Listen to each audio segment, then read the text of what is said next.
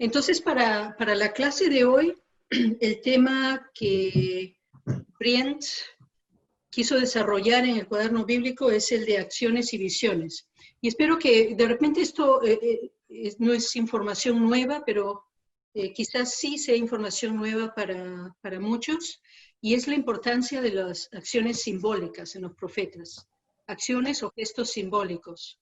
Entonces, en la presentación quería asegurarme de mencionar que este es una categoría técnica, digamos, cuando traemos la perspectiva literaria en el estudio de la literatura profética en la Biblia.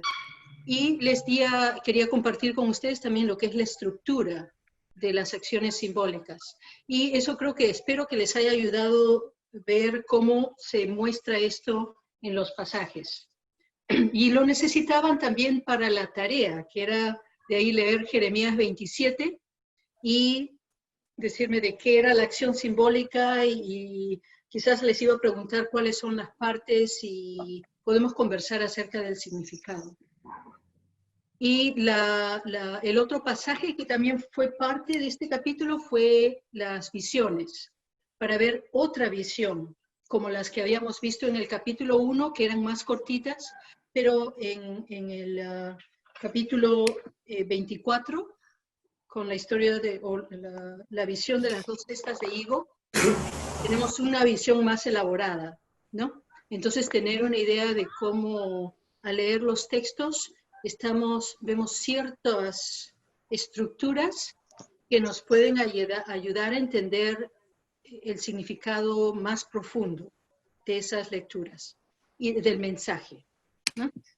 Entonces, como ayer, como todas las clases, quiero que hayan dos partes en esta reunión. La primera es para comentarios o aclaraciones del video de esa primera parte en que presento. Ustedes han hecho la lectura de Brent, del cuaderno bíblico, y espero que hayan leído cuidadosamente los pasajes también, ¿no? Porque han habido 3 capítulos, el 13, el 18 y el 24. Entonces, con ese trasfondo y con el video, ¿cuáles son sus comentarios, reflexiones, preguntas? Y de ahí nos podemos mover al ejercicio de ver el capítulo 27.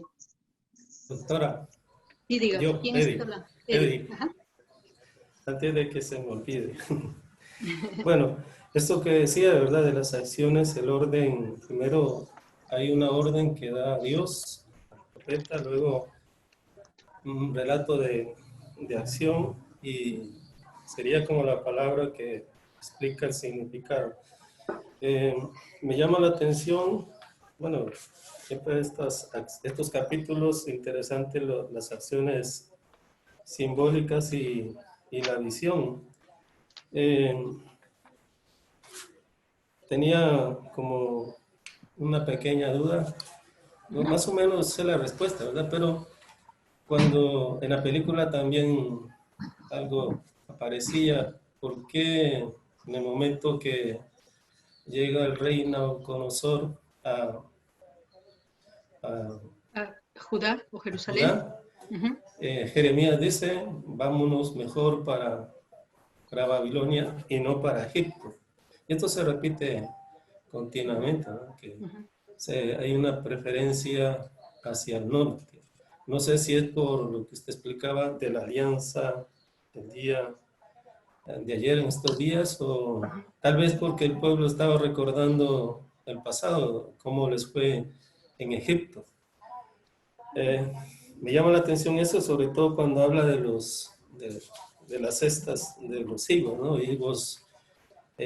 Higos buenos y higos malos. Frutos buenos y frutos malos.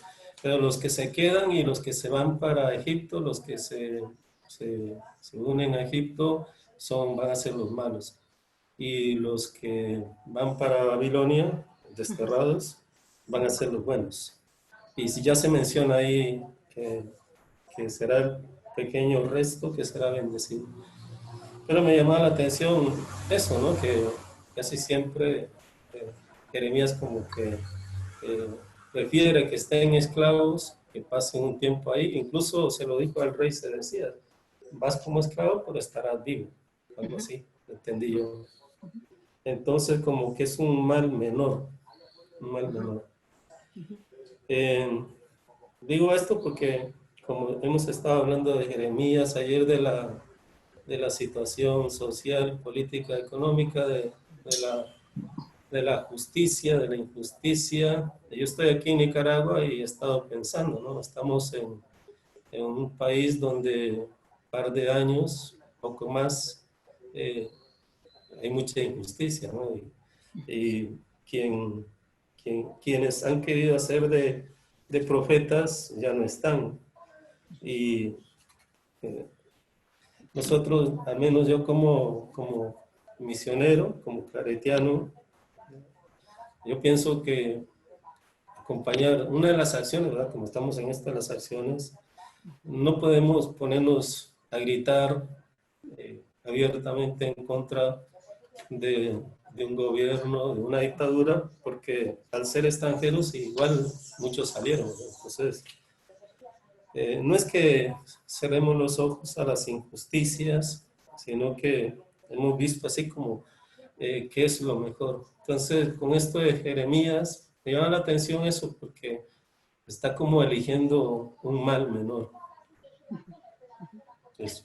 Es muy buenas observaciones y muy buena pregunta. Algo que siempre le digo a mis estudiantes que enseño que están a nivel de bachillerato en San Anselmo, donde enseño, es que los profetas eran, a través de los libros, cuanto más estudio, veo que eran personas que estaban muy atentas, muy preparadas en el conocimiento de sus realidades y la historia y todo lo que estaba pasando. Ciertamente, en el caso de Jeremías, es consistente el mensaje que él envía sabiendo del poderío del imperio babilónico. Cuando estamos viendo el trasfondo histórico, y por eso quería presentarlo y que no perdamos esa vista panorámica, en que vemos no solo la historia de Israel como pueblo, pero durante la monarquía dividida, y en el caso del ministerio de Jeremías es solo en el reino del sur, ¿no? En el tiempo en que él ha estado activo, se ha dado una transición muy grande en la historia internacional antigua. Y era que un imperio que había dominado por 3 siglos, el imperio asirio, acababa de ser derrotado ya por el imperio babilónico, ¿no? Y ha sido el 612 en que encontramos la transición de estos 2 imperios. Pero esa transición, vemos que también en los textos de Jeremías, que la gente no estaba segura qué iba a pasar. Y como que se ve que hay un nuevo grupo, un nuevo rey que ha derrotado a este otro reino, pero no sabemos todavía quiénes son.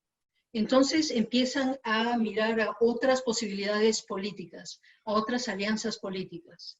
Y vemos un par de veces que Judá va a intentar conectarse con Egipto para ver si uniéndose a Egipto podrían, en todo caso, si Babilonia decidiera venir, hacerles el pare, ¿no?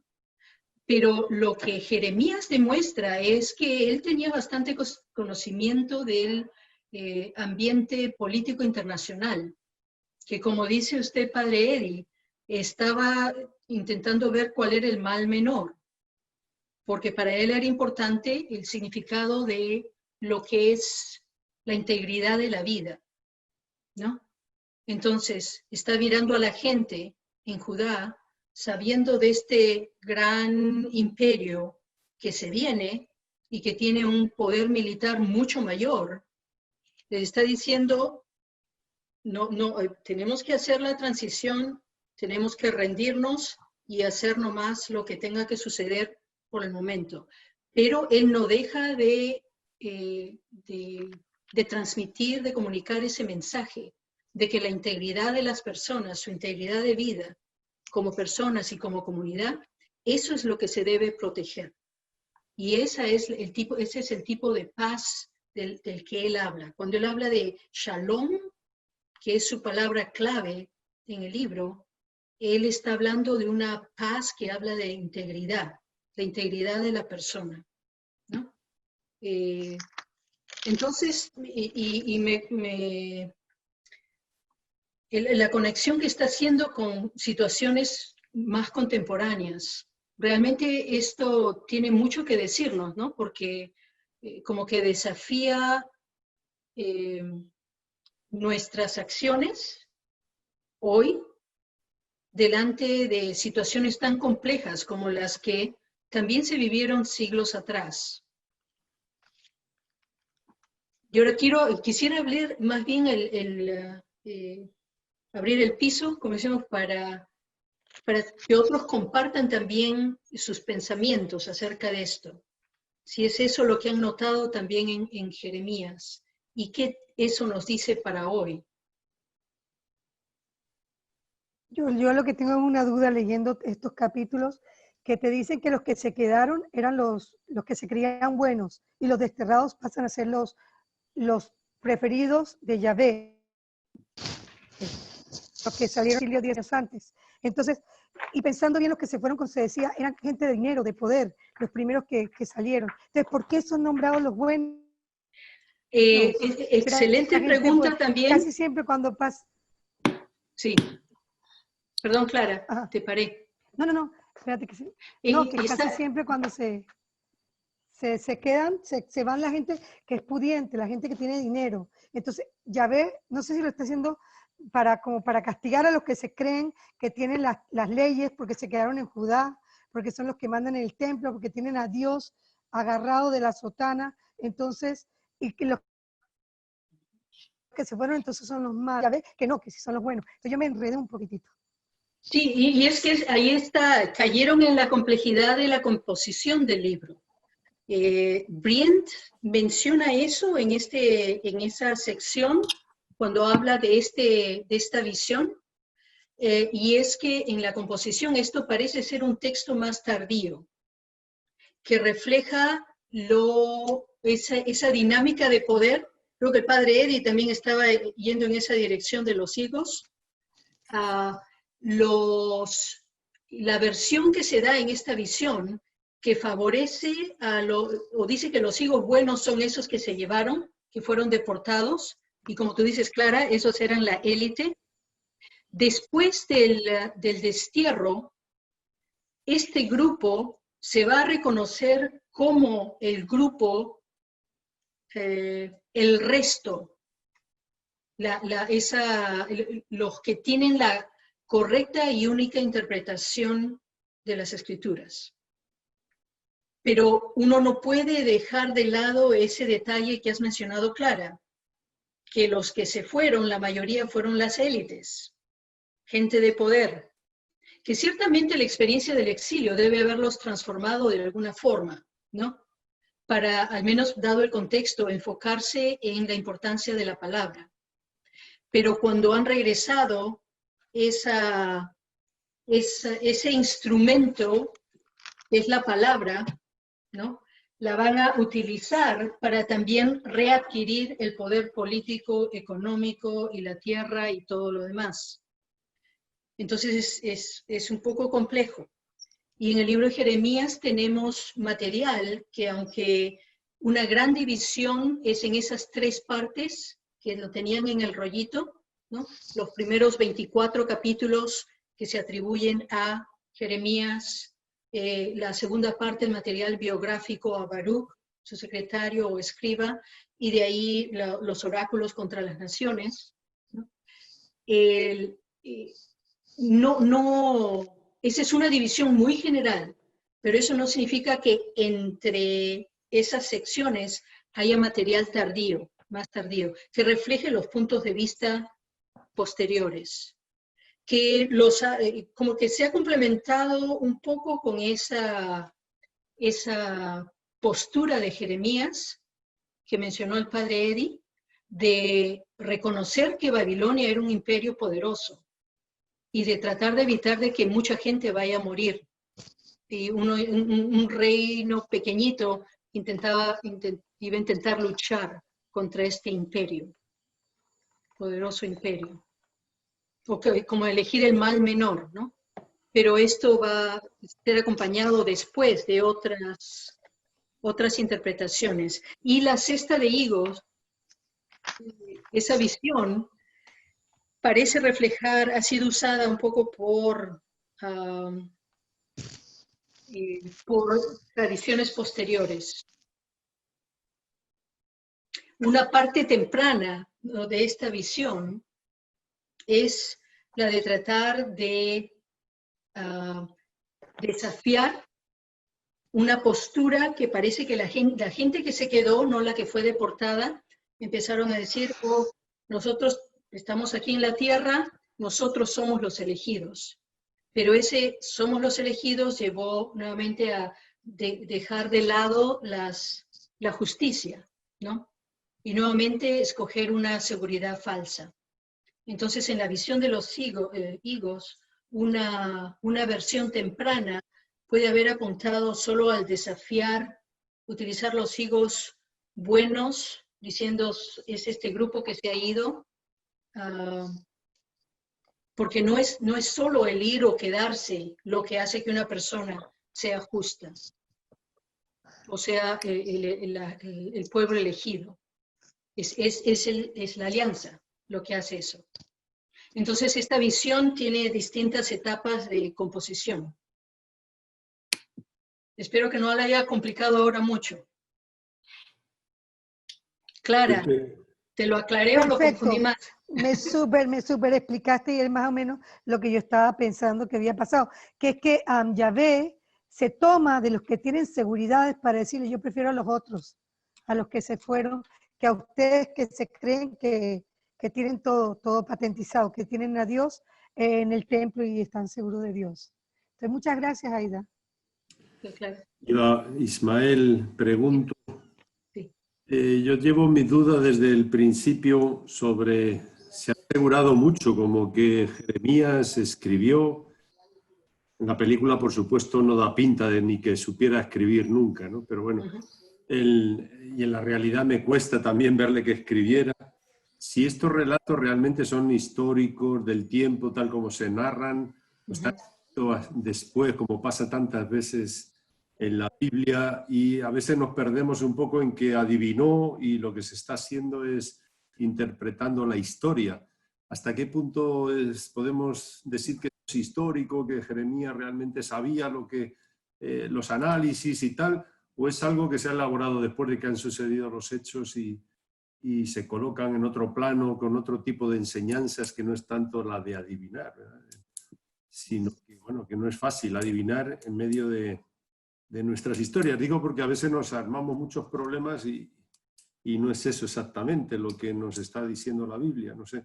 Pero en este caso no lo sé. Sé que escribe Baruch algo, pero que escribiera tanto Jeremías, un libro tan largo y tantas cartas y tantas cosas, no serán tareas posteriores.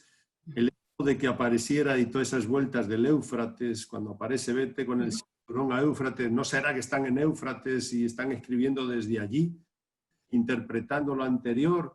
Por decir algo, yo no sé nada, ¿verdad?, del tema, así que... Sí, y es que, padre, ¿verdad? Sí, sí. Padre Ismael. Ismael, sí, con Ismael. Es una de las razones por las que el estudiar la Biblia requiere años de años, ¿verdad, Padre Manuel?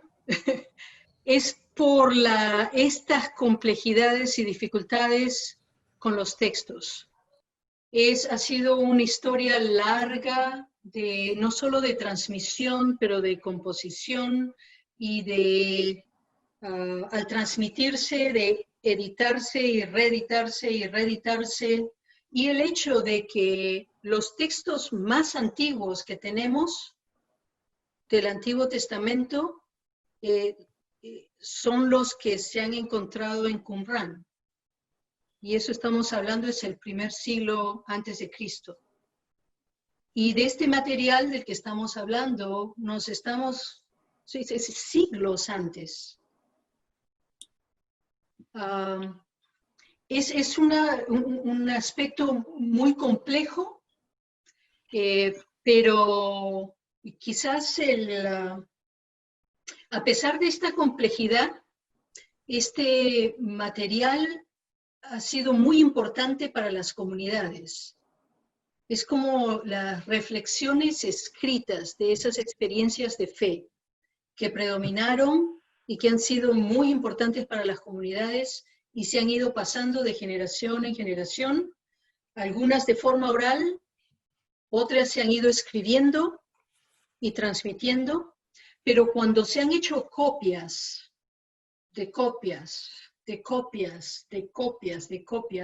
dado el material en el que se escribía, ese material se deshacía con el tiempo. Entonces, lo que sabemos es que me voy a mover un poco en el tiempo y espero no perderlos. Quiero llevarlos conmigo en esta explicación. Quizás mostrando, déjenme ver si tengo los 6 periodos. Tengo la tabla. Denme un momentito, déjenme encontrar la tabla porque quiero ponerlos en el tiempo. Listo. Acá lo tengo. Ok. Voy a compartir esto.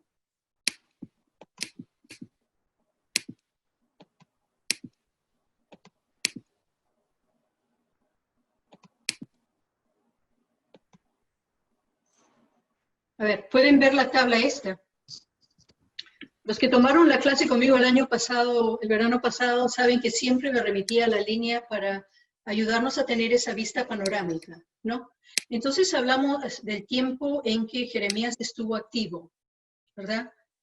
Es entre los 600 y algo hasta comienzos del exilio, hasta los 560, digamos, más o menos. ¿Ok? Entonces, durante estas décadas. La forma en que el material haya sobrevivido, lamentablemente las únicas narraciones que encontramos o referencias que encontramos es en el texto bíblico.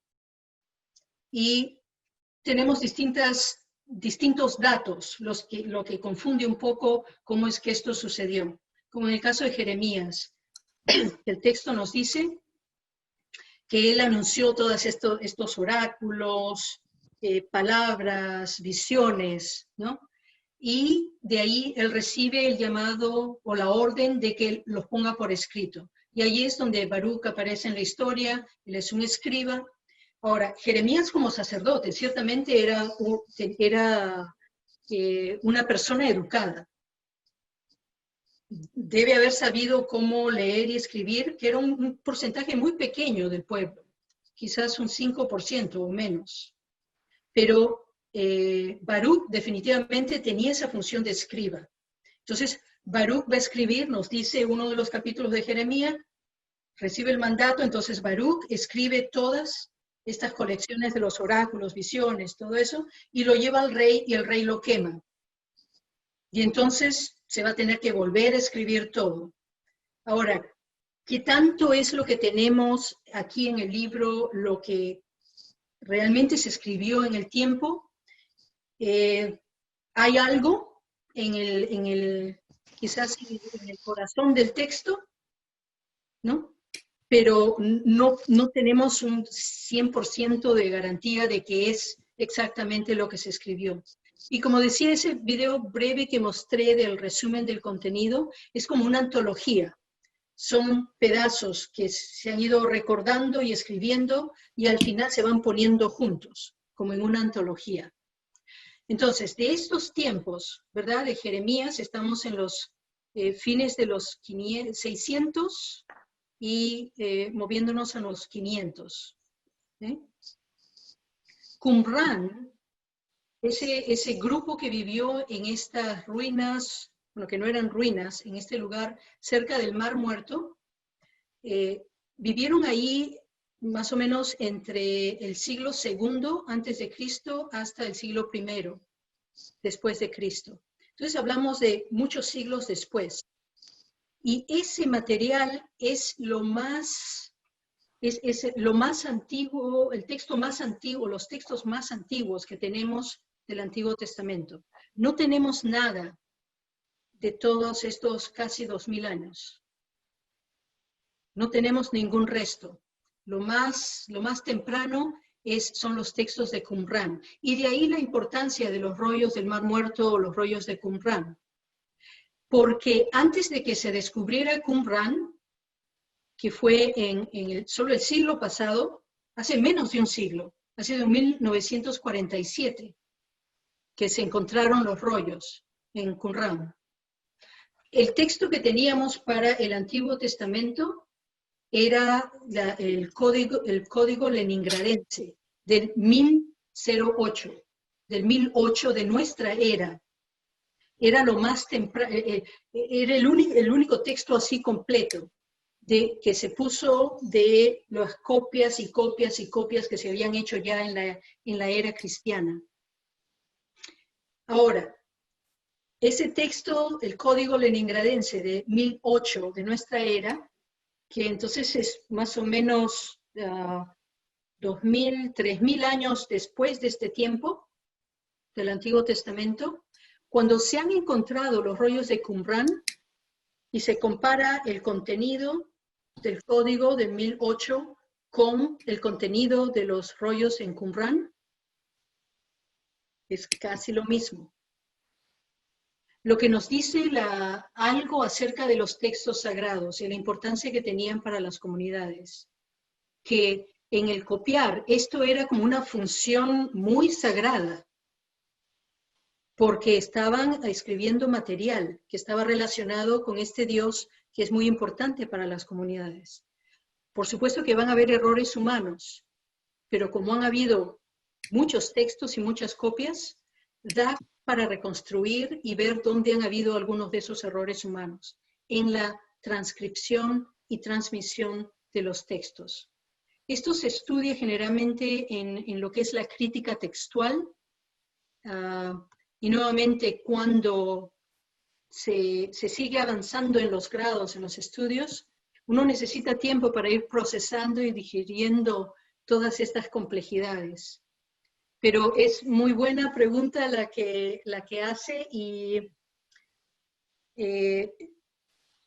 como que habiéndose encontrado copias del libro de Jeremías en Qumran, lo que tenemos, una buena parte, quizás uno pueda decir, no, esto viene de este tiempo o de aquello, hay mucho del contenido que refleja, creo, la centralidad de los mensajes y referencias a eventos, a gente, que por supuesto a veces con el tiempo quizás hayan algunos errores en detalles de los contextos históricos, pero hay bastante que nos ayuda a apreciar al menos y distinguir cuáles son ideas y temas centrales dentro de los textos.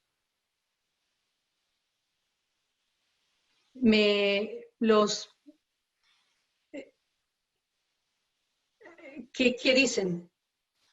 ¿Qué piensan?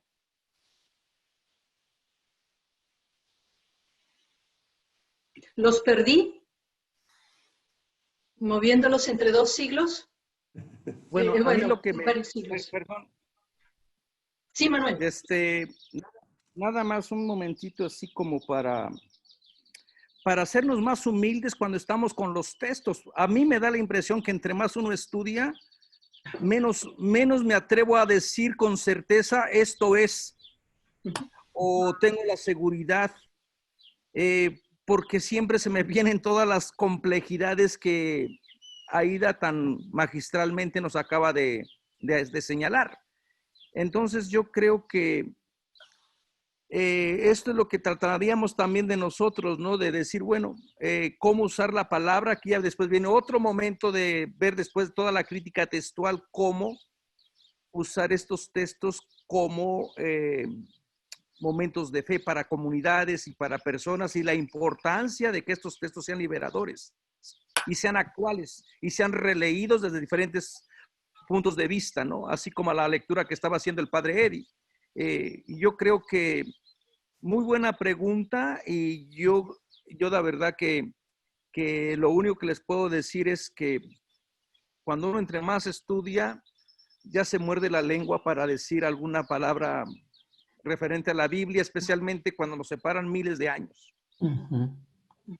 Perdón, y sobre todo, ahorita un dato fundamental y que realmente yo creo que nos inquietó a todos fue a partir de dónde tenemos documentos, ¿verdad? Eso es tan importante, a partir de dónde tenemos la documentación, porque después de ahí, pues obviamente estaban registrados, pero conforme va pasando el tiempo, inevitablemente el paso del tiempo va destruyendo las cosas. Entonces, no sé, a lo mejor a partir de ahí hubo una concientización de no perder esa información.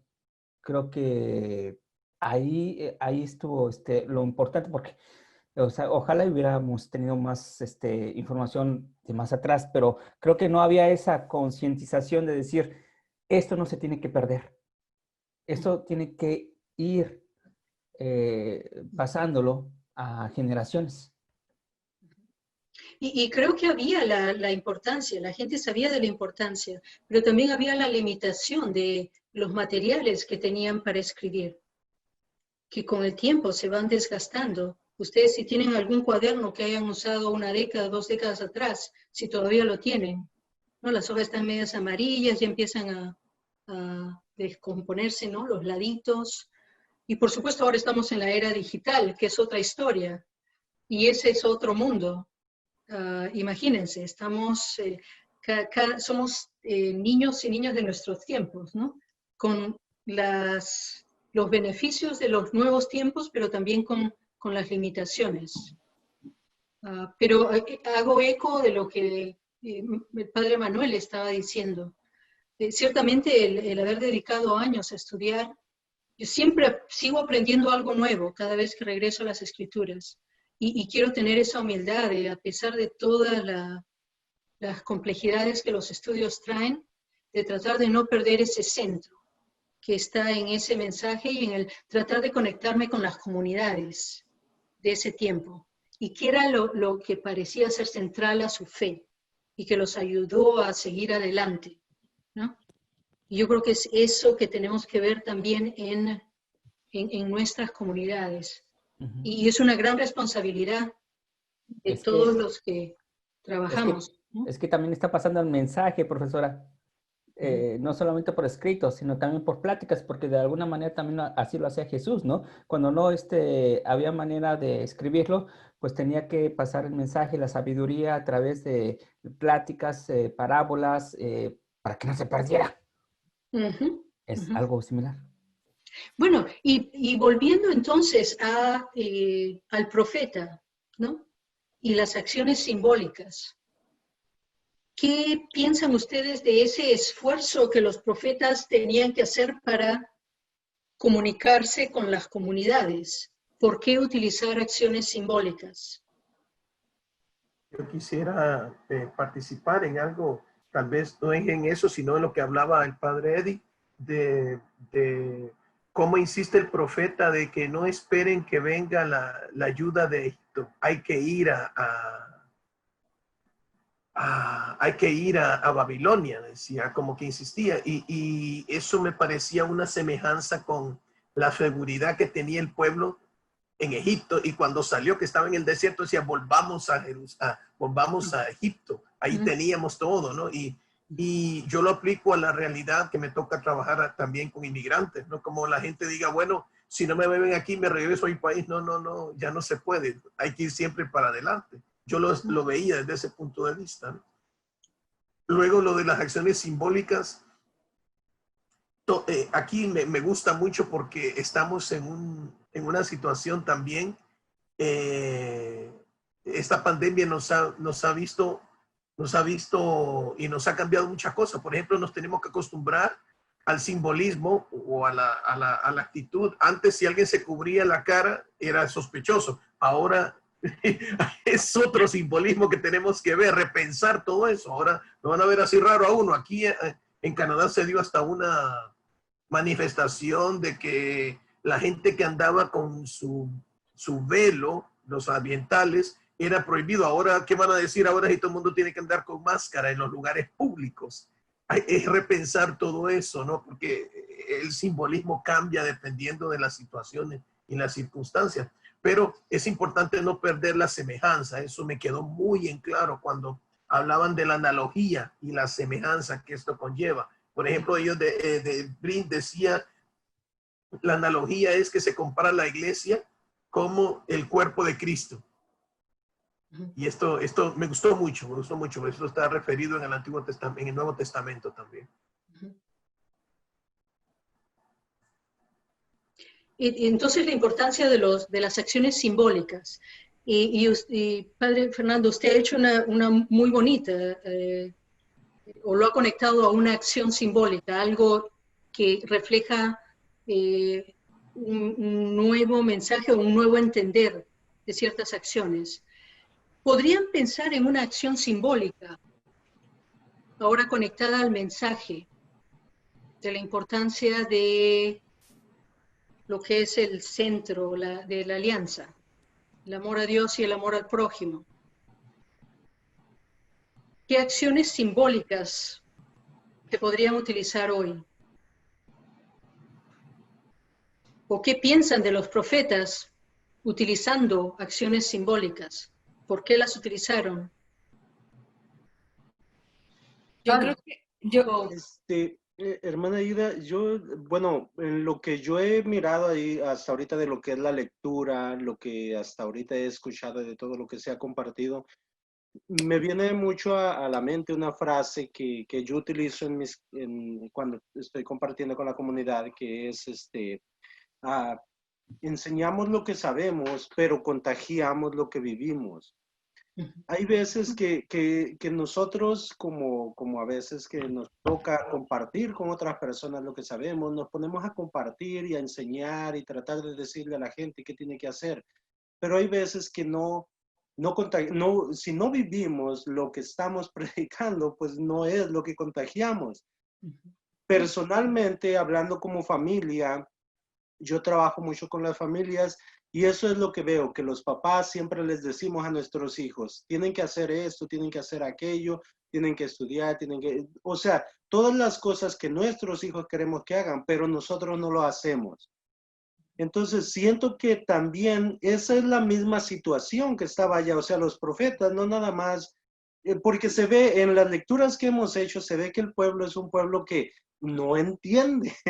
Están en una situación de que todo lo que hacen no lo están haciendo a como deberíamos, con valores, con principios, viviendo valores o viviendo principios. Entonces yo lo relaciono en esta época, lo que vivieron allá, relacionándolo con esa época, es básicamente es muy similar a que de todas maneras vivimos de la misma forma. Queremos que alguien más haga las cosas. Le decimos a alguien más que haga las cosas, pero no la queremos hacer nosotros. Entonces, si no hacemos nosotros, no estamos contagiando eso. Y si estamos contagiando lo que estamos contagiando es lo que vivimos. Y si no vivimos a través de los valores, no vamos a contagiar valores porque no los vivimos. Entonces, yo pienso que a nosotros, igual que a los profetas en aquel entonces, les tocaba vivir a través de los valores y contagiar lo que vivían. Claro que sí se comparte mucho lo que debemos de hacer, pero yo creo que más que nada es vivir a través de los valores, vivir a través de la moral y todo eso. Y eso es lo que nuestra sociedad hoy en día necesita. Tal vez en aquel entonces la sociedad también lo necesitaba. Son épocas diferentes, son momentos diferentes, Pero aunque aquellas personas vivían problemas en ese tiempo, ahorita también vivimos problemas. O sea, se podría decir que todo es similar. Pero de todas maneras nos negamos a vivir a través de la moral, a través de los valores. Y mientras continuemos con esa situación, creo que no vamos a cambiar nada de lo que está alrededor de nosotros, a menos que nosotros cambiemos, como decía Nelson Mandela. Cambia tú y cambia el mundo. Si no cambiamos nosotros, el mundo va a continuar igual. ¿Otros pensamientos? Creo que Alejandra quería hablar. Sí, iba a decir sobre lo que estaba preguntando usted sobre el haber utilizado, ¿verdad? De esa manera cosas que fueran simbólicas para las personas. Yo creo que es bien importante para poder conectar a las personas con, pues sí, con cualquiera que haya sido la situación en ese momento. Como estaba preguntando también ahorita usted que estaba diciendo, cómo podemos conectar todo eso con las situaciones actuales. Creo yo también que pues hay muchas maneras, ¿no? Para comenzar ahorita con lo de la pandemia y volvemos otra vez porque es algo que estamos viviendo ahorita todavía, ¿verdad? Y que nos tiene un poco asustados a algunos de nosotros. Yo creo que hay muchas maneras, ¿no? De utilizar esa simbología del amor al prójimo, principalmente buscando a aquellas personas que necesitan algún tipo de ayuda económica o algún tipo de ayuda de cualquier manera espiritual, porque ahorita, pues no sé, ¿verdad? También muchas personas como no van a la iglesia, hay mucha gente que se siente como desesperada. No sé si a ustedes les pasó, a mí me pasó increíblemente, aunque yo sé que el templo, ¿verdad? No es lo elemental, sino simplemente pues, la fe que tengamos y que oremos y que sigamos y que busquemos a Dios. Pero cuando cerraron las iglesias aquí, por lo menos en Georgia, yo sí sentí ahí como un poco de pánico. Sentí que algo pasaba, dije, oh my God, esto es verdad, esto es cierto. Entonces, eso lo he escuchado de varios amigos y de varios compañeros que están perdidos. Y ahorita, ¿verdad? Como nos decían el otro día también, en la iglesia nos pidieron que tratáramos de llevar algún mensaje para esas personas, que grabáramos y lo pusiéramos en la página de Facebook, porque hay personas que están hablando preocupadas y preguntando. Yo creo que de alguna manera, pues es una manera de llevar un poco, ¿no? También de eso, del mensaje de amor para esas personas. Es algo, ¿verdad? Quizás para compartir con ellos. No sé.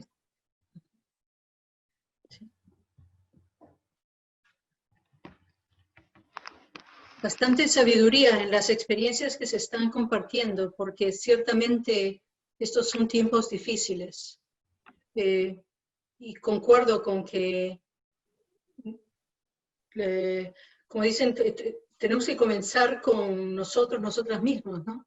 En lo que es vivir los valores que se están predicando, ¿no? Si no es esa falsedad de la que habla Jeremías, ¿no? La falta de integridad entre la fe y la acción.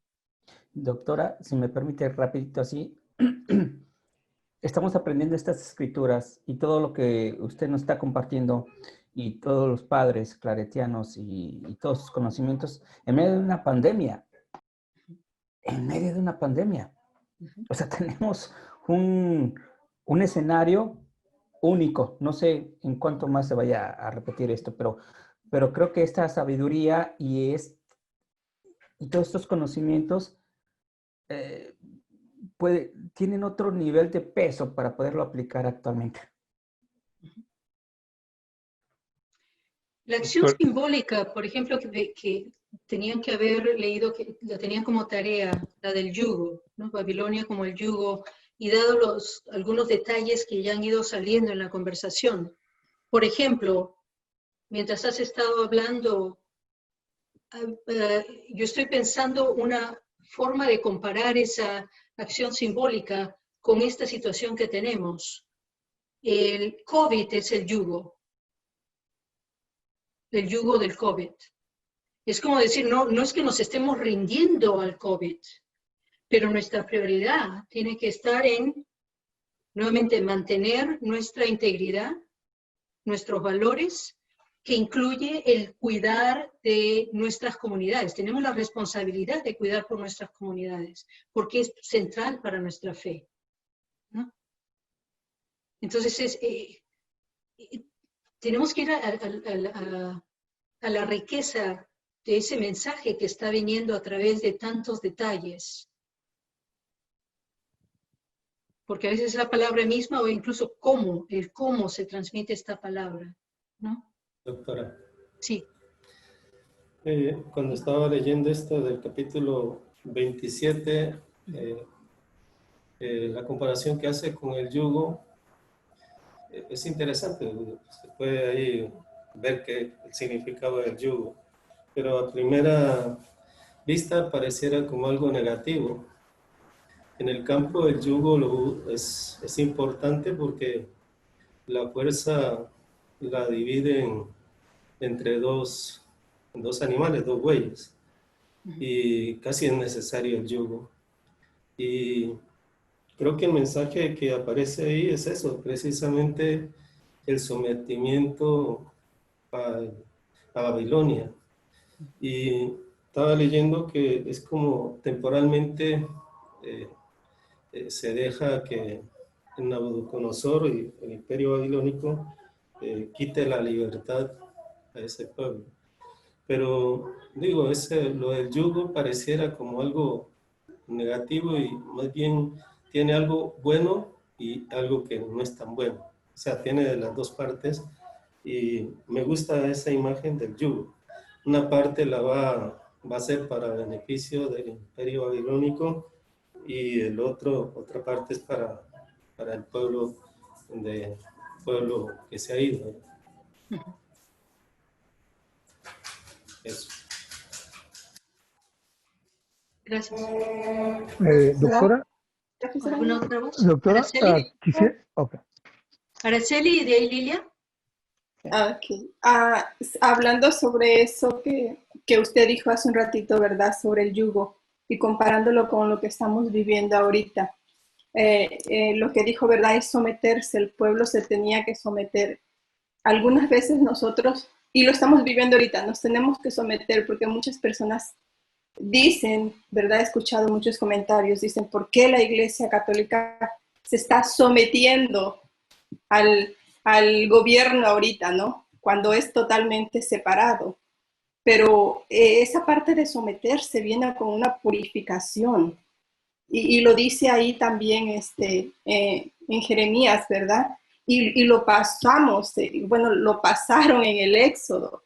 Cuando el pueblo estuvo tantos años en el desierto, fue precisamente porque Dios quería purificar a su pueblo. Entonces, ahorita los desterrados, los que parecía que son los buenos y no, o viceversa, ¿verdad? Entonces, el someterse me puso a pensar mucho, ¿verdad? Que no es precisamente tan malo, sino que nos estamos purificando de algo y algo tiene que cambiar en nuestra vida, en general.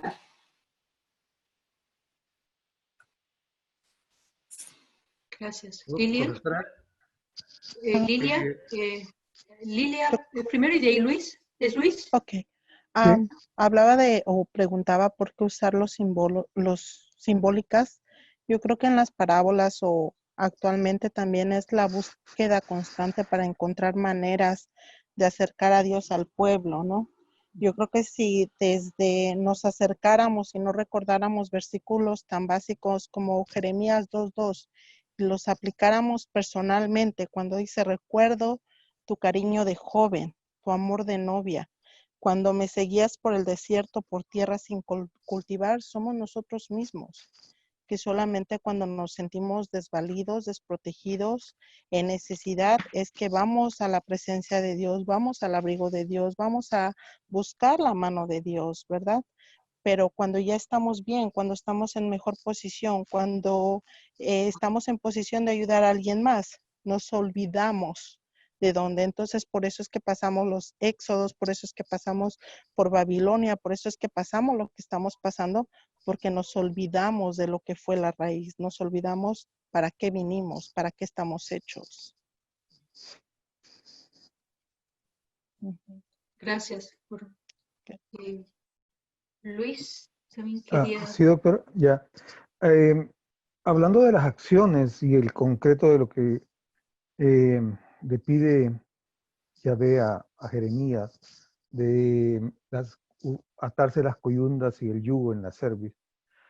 Hablando de eso, o sea, y quiero unir también con lo que estaba reflexionando Pablo Mendoza, que me parece que es muy acertado, y es esto, o sea, el hecho que el profeta tome esa acción pública es jugarse la vida, es involucrarse totalmente en el proyecto de una denuncia y de un anuncio. Entonces, ese involucrarse es lo que muchas veces es la parte que nos falta muchas veces, y ese es un ejemplo a nivel de Jeremías, que él recibe un mensaje, pero él sabe que tiene que él vivir ese mensaje, que es lo que estaba diciendo Pablo. O sea, no solo saberlo teóricamente, que hay que amar a Dios sobre todas las cosas y al prójimo como a mí mismo, ok, ya me lo aprendí de memoria, es ese jugarse la vida y en momentos determinados, porque pueden haber situaciones difíciles, depende de las realidades sociales que cada quien ha vivido o está viviendo o irá a vivir. Entonces, yo estaba bastante joven y recién me acercaba a cosas de la iglesia y hubo algo que me marcó, fue un golpe bien fuerte. El párroco donde yo me reunía nos invitó a 3 personas del grupo, que empezábamos un grupo de jóvenes, a ir a una plática porque llegaba a El Salvador Madre Teresa de Calcuta. Entonces, tuve ese privilegio en un colegio de los salesianos y la Madre Teresa, o sea, al nomás verla impresionaba, ¿no? De verdad, al solo verla impresionaba. Y ella, con la humildad que la caracterizó en su vida, ¿no? Agarra el micrófono y estaba hablándole a monjitas que servían a pobres. Y les dice, servir a pobres, o ayudar a los pobres, que no tienen dónde dormir o que no tienen que comer, pero que tú les sirves, dice ella, y después vuelves a tu lugar y duermes en cama box springs y tienes que echarte a tu cuerpo y vives cómodamente. Eso no es estar con los pobres. Estar con los pobres es vivir como vive el pobre, comer como vive el pobre, comprender en el ambiente que vive el pobre, y por eso decía que sus comunidades viven en las zonas esas y comparten y conviven a su situación de pobreza. Y también años después yo leí que un gran, parece que obispo brasileño, Pedro Casaldáliga, vivía de una manera similar, o sea, él se la jugó y de hecho me parece que por eso vivía con las puertas sin llave, porque cualquier menesteroso podía entrar. O sea, lo que quiero decir es que cuando Jeremías lo llaman a ese testimonio y a esas acciones simbólicas que va a hacer, es jugarse la vida, así como el caso de Madre Teresa de Calcuta o el caso de Pedro Casaldáliga, que hicieron ellos de esa acción su vida. Y igual recuerdo la vida de Monseñor Romero. Yo he oído a mucha gente, por ejemplo, hablando de Monseñor Romero, pero nunca han tenido la oportunidad de llegar a donde él vivía y como él vivía, en el cuartito que él vivía. Y todo lo que uno encontraba en el cuarto de Monseñor, que encuentro todavía en el cuarto de Monseñor Romero, es una cama, una mecedora, una mesita, y todavía está la grabadora donde él grababa sus homilías. Eso era todo. Él vivía en una situación de testimonio. Y por eso estoy de acuerdo con lo que dice ya Pablo, que solo ese testimonio el que realmente arrastra que otra gente se conmueva. Porque muchas veces nos hemos acostumbrado, y esa es parte del problema que yo le miro en el profetismo, es, o sea, no solo decir las cosas, sino que el querer vivir uno mismo ese mismo mensaje. Eso me parece que es la mejor acción que se puede hacer, tal como vemos que el profeta lo hizo. Solamente. Gracias. Padre Antón. Para mí el simbólico habla mucho de la realidad. Esta situación de pandemia que estamos viviendo, y juzgo que tenemos la mayoría de las personas, gran parte de las personas, hablan de nuestro sistema de salud que está muy mal en casi toda la América, que los pobres sufren mucho, que la situación es más grave. Está ahora teniendo eso para nosotros y hace un compromiso con la historia y con la vida. Para mí es así, que invita un compromiso muy serio con la vida y como hablamos ayer, que la religión no es hablar, lodar, no, hacer en concreto por la vida, como Dios hace. Entonces, para mí es así de simbólico. Profesora, acá Juan Vélez. Yo encuentro que el yugo que nos presenta Jeremías muestra el estado que van a quedar todos los reinos cuando Nabucodonosor los someta. O podemos cambiar el nombre de Nabucodonosor por cualquier otro nombre, ¿ya? Poniéndolo en la actualidad por el COVID-19, ¿ya? Para el profeta, según yo logré entender, es claro que el creador y dueño de toda la tierra puede darla a quien quiera en forma temporal y que pondrá en sus manos al que se intente resistir. Teniendo esto como base y ante semejante respaldo, es como casi nulo rebelarse, no tiene sentido. Por eso el profeta insiste en que hay que ir a Babilonia, ¿ya? Y eso me hace recordar lo que mucha gente a lo mejor no nos hemos dado cuenta, que los tiempos de Dios no son los tiempos nuestros. Los pensamientos de Dios no son los pensamientos nuestros. La forma de actuar de Dios no son la forma de actuar nuestra. Por eso insiste tanto el profeta en corrijan su conducta y sus acciones. Y en la medida en que nosotros seamos capaces de corregir nuestra conducta y nuestras acciones, vamos a entender el porqué de muchas cosas que a veces se nos hacen inintendibles. Eso. Gracias. ¿Alguna otra voz? Sí, Ismael, de nuevo. Sí. No, sobre todo hablando de las acciones simbólicas, a mí me llama mucho la atención, ¿no? Yo creo que es muy propio de los profetas, ¿no? Es más, en la mayoría de los profetas su propia vida es la acción simbólica, ¿no? A partir de su vida, lo que viven, se convierten en mensaje para el pueblo, y es la grandeza de estos profetas. Pero quisiera preguntar, porque no lo sé, ¿por qué no hay milagros en la vida de los profetas? Vemos milagros por la Biblia, por un montón de lados, y aquí hay solo acciones simbólicas, ya es tan real, tan bonito, ¿no?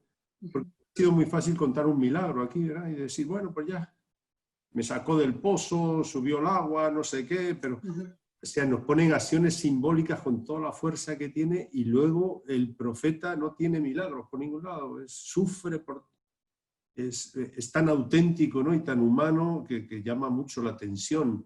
El género milagros no existía, ¿por qué no los ponen? ¿Por qué no hay milagros? Apenas llegan acciones simbólicas, ¿verdad? Y no hay milagros, y a la vez que auténtico, ¿no? Qué espiritualidad tan auténtica, ¿no? No, ciertamente, y la cosa es que en la historia del fenómeno profético, estamos enfocándonos en los profetas clásicos, de los que tenemos los libros escritos, ¿no? Que se atribuyen a estos caracteres importantes en la historia de Israel. Pero hay otros profetas, los preclásicos, como Elías y Eliseo, y ellos sí hacían parte de sus acciones, fueron lo que se llamarían milagros. Pero en los clásicos vemos una transición importante en el desarrollo del fenómeno profético y su entendimiento. Y es que, si notaron en la primera introducción que hice el domingo, aunque fue una clase un poquito larga, los profetas clásicos se les encuentra entre los años 750 y los años 500. Es un periodo de 250 años donde se les ubica más o menos cronológicamente la actividad de los 15 profetas clásicos. Cuando entendemos la historia de Israel y la historia internacional antigua, estos momentos eran momentos difíciles, momentos de crisis. Y creo que eso trae una nueva dimensión al fenómeno profético, que va a requerir más intentar dar el mensaje, la centralidad del mensaje, en este caso centrado en esta idea importante de la alianza, y comunicarlo con urgencia, porque era un tiempo de crisis. Se dice, la profecía termina después de los 500, ya no hay más profetas. ¿Por qué? Entonces, se dice que uno de esos momentos que estaba diciendo el padre Juan Raúl, ¿Félix? ¿Sí? Que está diciendo nuestros tiempos, ¿no? No son los tiempos de Dios. El que hayan surgido estos profetas, han sido llamados a hablar y a hacer y comunicar el mensaje, este mensaje de urgencia en este periodo de crisis. Es una dimensión importante del profetismo. Y eso va a continuar. Bueno, en el Nuevo Testamento también, ¿verdad? El Evangelio de Lucas nos muestra que las comunidades entendieron a Jesús como un profeta, y no solo un profeta, pero un profeta rechazado, como los profetas del Antiguo Testamento fueron rechazados. Entonces, tratar de entender la importancia de esa función profética a la que somos llamados, que creo que somos llamados en distintas maneras, y de repente va a ser en un momento de crisis que el Espíritu nos llamará a dar ese paso extra, ¿no? Que no cualquier no cualquier persona puede darlo, a menos que esté llamado o llamada para hacerlo. O dedicar su vida a eso, ¿no? Como la Madre Teresa o personas que realmente han recibido ese llamado para vivir esa opción preferencial por los pobres, pero hasta el extremo, ¿no? Pero es lo que se estaba diciendo, lo que estaba diciendo Padre Ismael acerca de los milagros. Ciertamente en los preclásicos habían cosas que se pudieran decir milagros, pero nuevamente, si una fe está basada en que hay un milagro o no, puede ser una fe floja, ¿no? Y perdón también, soy Roberto. Roberto, sí. Yo creo que igual la parte de los milagros, por ejemplo, mencionando un poco esto, ¿verdad? Pues es dependiendo qué es lo que llamamos como milagro, ¿no?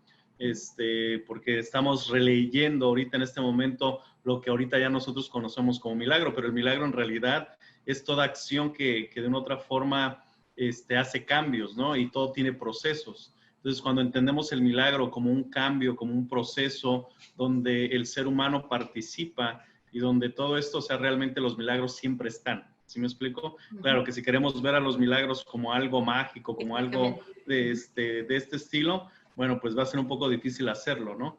Pero en este caso, en esa línea. Y la otra que me llama mucho la atención es los cambios sistemáticos. Yo creo que estamos llamados a ver a estos profetas como una invitación a hacer cambios.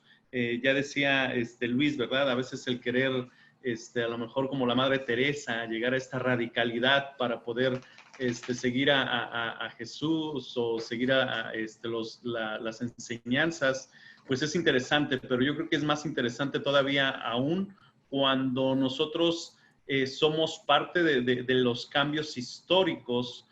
El profeta veía las comunidades, profeta veía los signos de sus tiempos y después hacía una acción y esta acción transformaba.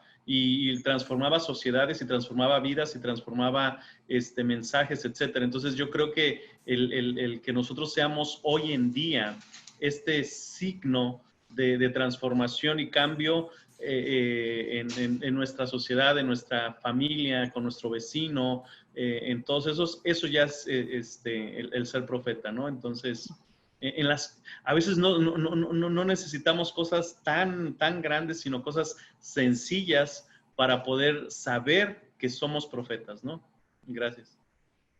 A ti, Roberto. Una cosita también, como para concluir un poco esto que están hablando, me parece a mí que este símbolo de la acción profética de Jeremías, del yugo, es como una derrota, ¿verdad? ¿Cómo te vas a poner un yugo? ¿Cómo te vas a dejar vencer por Babilonia? Pues nos pide Dios que seamos sumisos, que tengamos fe en un Dios que siempre es fiel. Entonces, eso me puso a pensar como yo trabajando con los migrantes y me dicen, pero ¿por qué no les dices que ellos no van para ninguna parte, que los van a regresar? Pero ¿quién soy yo para quitarle la esperanza a un ser humano? Que lo regresen en Nicaragua o en Honduras, eso no tiene que ver conmigo. No podemos, tenemos que ser signos de esperanza. Si yo creo que el mensaje de Jeremías es la esperanza de un Dios que siempre es fiel a su pueblo.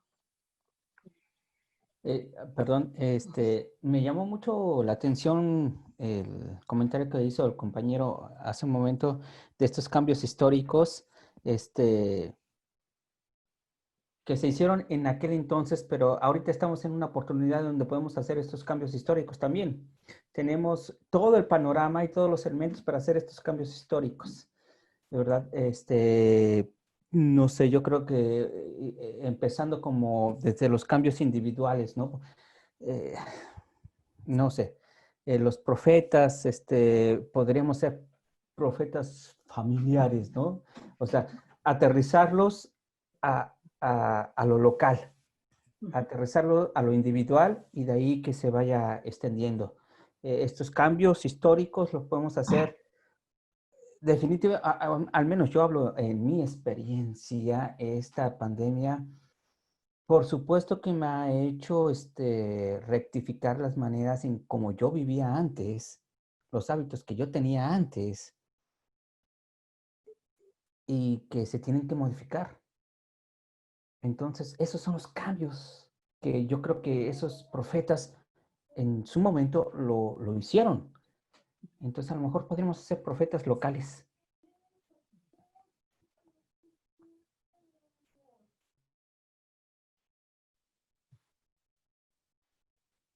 Quiero asegurarme, quiero respetar también el tiempo.